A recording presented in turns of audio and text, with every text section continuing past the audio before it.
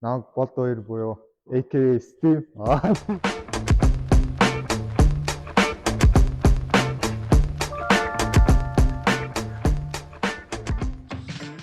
За сайн байцгаана уу.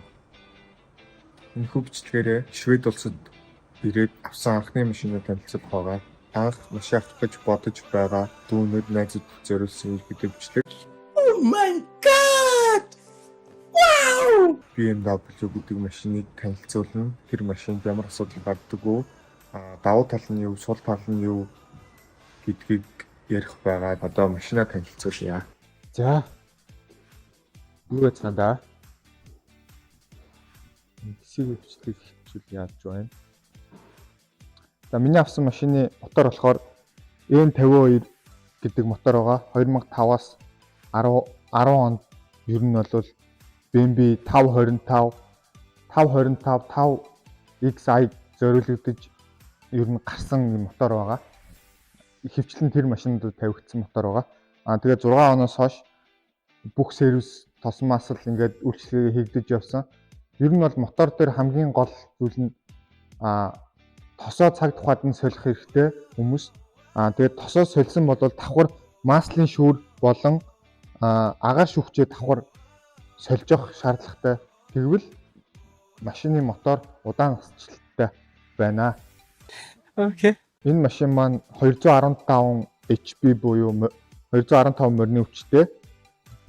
Vanos систем гэдэг одоо ерөнхийдөө бол Toyota-гийн Vivtai-тай адилхан зарчмаар ажилладаг тийм мотор байгаа. Та бүхэн ингээд юу яавал тосны төвшин шалгадаг шүүб гэж юм байгаа.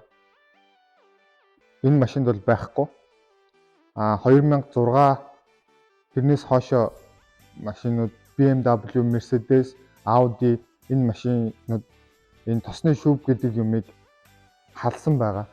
Тосны шүүб байхгүй болохоор дотроос нь бүгдийг хяндаг. Дотроо компьютероор бүгдийг сануулдаг. Хүн болгон ингээд өвөл хүүтэнд буугаад юм уу 100 халуунд ингээд буугаад моторынхаа тосыг шалгахгүйгээр машиндаа суугаад дэлгэцээрээ хяндаг болсон байгаа. За ингэж дэлгэцээрээ хяндаг болсон байгаа.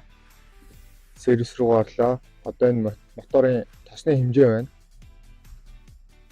Энэ дээр моторын тос ингээд таарамцны шингэн, урд таарамцны наклаад, хойд таарамцны наклаад энэ дээр ерөнхий үзүүлэлт байна.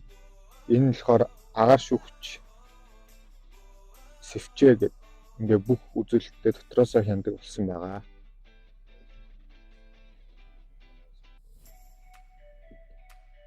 Тэгээд энэ бүх үйлчлэгээ хэдэн километрийн дараа хизээ солигдох уу гэдэг нь бүгдээрээ гарч ирдэг болсон.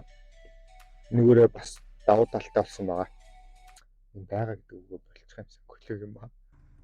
Тэгээ 2006 оны машин болохоор жоохон хөшин стилтэй арах. Тэгээ миний хувьд бол зүгээр одоо өвөл ерөөхдөө дрифт мөсөн дээр гарч үзнэ гэж бодож байгаа. Энэ машины BMW-гийн ном юм бэлээ. Тэгээ нөгөө нэг Япон машинууд нэг номтой ирээд идэв шүү дээ. Тэр шиг ингээд ном нь байд юм билээ. Тэгээд ер нь анх машин сонирхож байх гэж байгаа хүмүүс бол механик машин нас илүү автомат машин зүгээр байх гэж би бодож байна. Би яагаад механик машин сонгосон бэ гэхээр өвөл мөсөн дээр дрифт хийж сурнаа гэдэг лээ.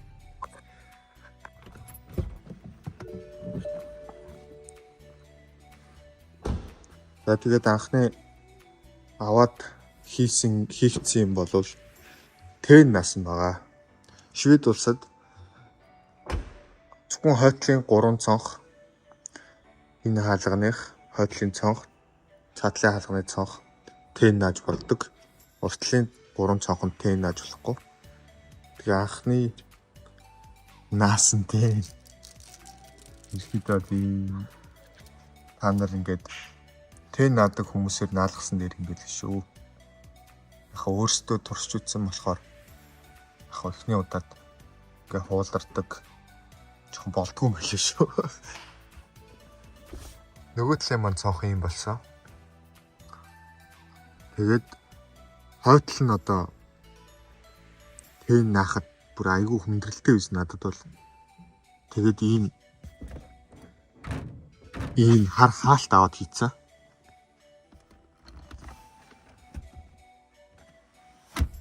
За тэгээд бас нэг дутагдaltaй тал гэж миний хувьд бодож байгаа дутагдaltaй тал нь болохоор AUX оролт нь энчнээ байдаг юм байлээ. AUX оролт нь энчнээ байдаг юм байлээ. Тэнгүүд хойно сууж байгаа хүн, орж ирж сууж байгаа хүн энийг ингээд мэдхгүйгээсээ болоод хөлөөрөө өшгөлөд хугалцдаг. Тэгээ энэ миний хоёр төсөлсөн AUX байгаа. Энэ жоохон өөр газар байсан бол зүгээр.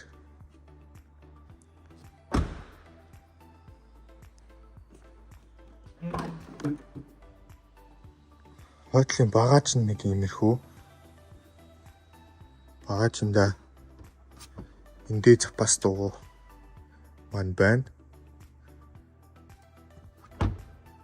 Тэгээд энэ загсны уурга болохоор миний бас нэг сонирхлын нэг хэсэг байгаа. Удахгүй бас загсныхаа объект танилцуулна. Загсанд явна хэдүүлээ. Энд болохоор ингээд анхны тусламж үүд юм лээ. Энэ анхны тусламж байна. Тэгээд энэ аваарын гурвалжин байна. За тэгээд нэг 18-ын дэлхүүр энэ бол айгүй хэрэгтэй. Тэгээд энэ болохоор юу байна? Гал хамгаалагчнууд байна. Энэ бас хэрэгтэй. Прохоп байна. Хасгатик байна. Тэгээ энэ дээр ингээд юмнуудын ерөөхдөө ингээд дагаад өгсөн байт юм лээ.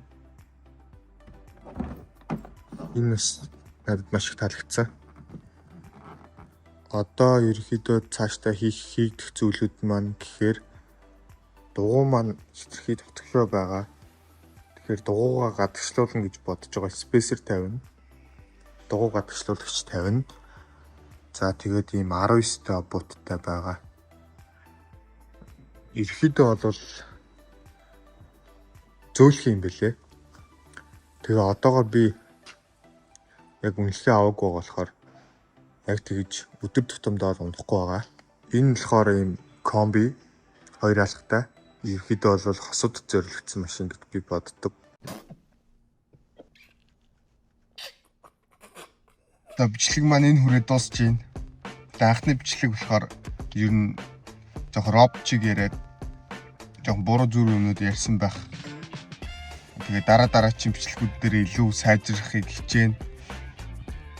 Тэгээд намайг дэмжээрэй. Бас лайк дараарай. Тэгээ илүү олон сонирхолтой бичлэгүүдээр цааш уулзцгаая. Баярлалаа.